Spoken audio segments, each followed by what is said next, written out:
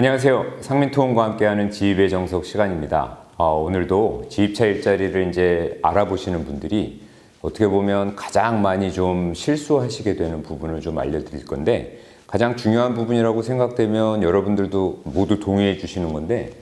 차량을 구매하는 과정입니다. 그래서 크게는 이제 신차로 진행하는 경우, 상민통원과 같이, 또는 이제 중고차를 활용하는 방법이 이렇게 두 가지가 있는데, 우선 신차의 경우를 좀 설명해 보면, 자, 화물차 일을 하시고 지입차주가 되기 위해서 화물차를 구매했을 때,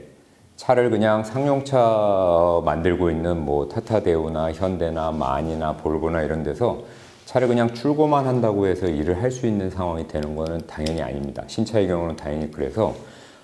적재함, 즉 상민토원과 같이 윙바디를 제작하는 경우가 있고요. 또는 그냥 카고로 해서 그냥 오픈된 형태로 이렇게 만드는 경우가 있어서, 그게 어떻게 만들어지느냐에 따라서 어떤 짐을 얼마나 싣고 내가 얼마나 매출을 올릴 수 있는지가 굉장히 직접적으로 영향이 되기 때문에, 그런 부분도 이제 차를 구매하는데 어떻게 보면 같이 고민을 하셔야 되는데, 바로 이런 과정에서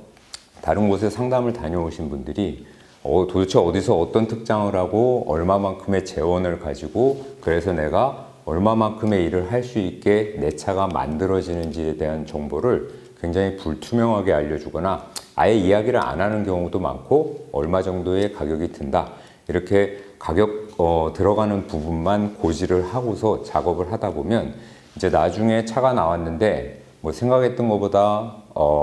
적재함 길이가 짧아진다거나 인증 톤수가 충분히 발현되지 않아서 내가 이 차를 가지고 다른 똑같은 브랜드의 차량으로 일하시는 분보다는 불리한 입장에 서게 되는 경우를 차가 다 나온 다음에 알게 되면 굉장히 이제 난감한 상황, 그렇게 발생할 수가 있기 때문에 항상 특장, 인증 톤수 이런 부분이 어떻게 되고 거기에 충분한 비용이 어떻게 투명하게 책정되어 있는지를 반드시 설명을 들으셔야 된다는 거, 그걸 좀 말씀드리고, 자, 중고차를 하시는 경우는 신차보다도 조금 더 어떻게 보면 좀 불리한 입장이라고 볼 수가 있는데, 일단 중고차 가격 같은 것들이 사실 이렇게 정해져 있거나 이런 부분이 없다 보니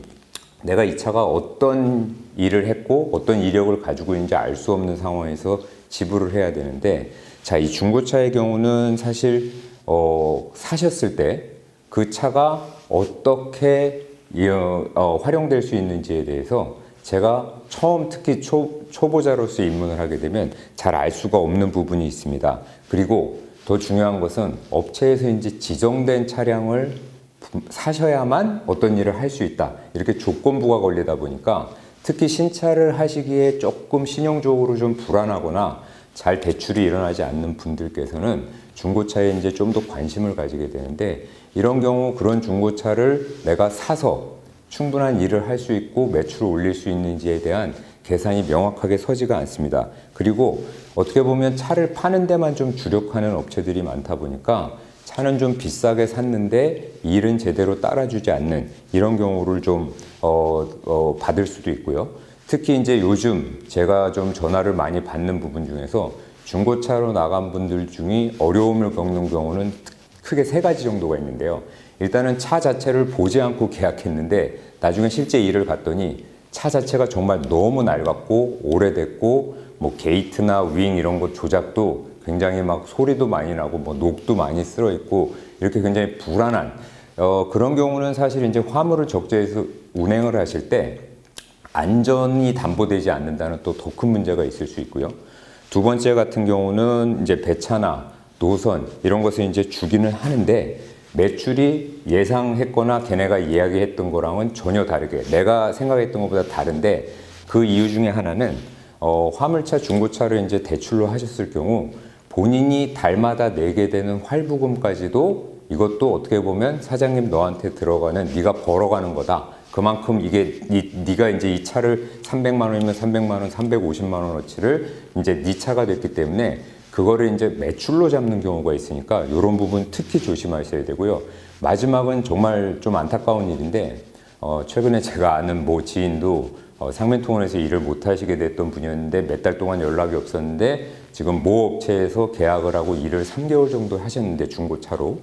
3개월 동안 일한 그 자기가 올린 매출, 그 어떻게 보면 급여죠. 요거가 지금 미수가 돼서 계속해서 지금 돈은 못 벌고 일만 하고 있는 이런 상태에 빠지신 분이 계셔서 좀 안타까운 마음이 듭니다. 자, 이런 경우들이 우리가 흔히 알고 있는 중고차를 그냥 내가 뭐가 안 되니까 어쩔 수 없으니까 이런 상황이니까 어쩔 수 없이 진행하게 되면 이제 2, 3개월 후에 우리 흔히 말해서 이제 현타가 온다 그러는데, 이런 부분들은 정말 그냥 단순한 현타가 아니고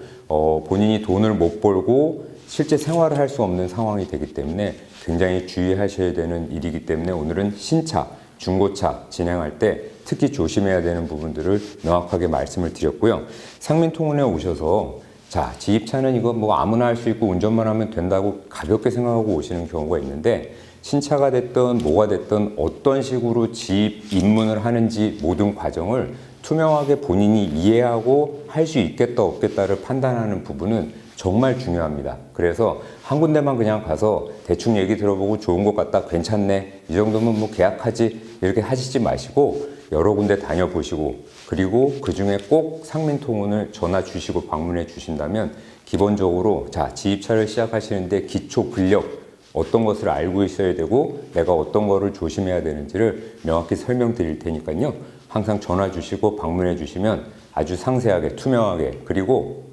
좀 포괄적으로 설명을 드려서 아, 이 화물업계는 이런 거구나 라는 것을 아실 수 있도록 도움 드릴 테니까 언제든지 연락 주시기 바랍니다. 고맙습니다.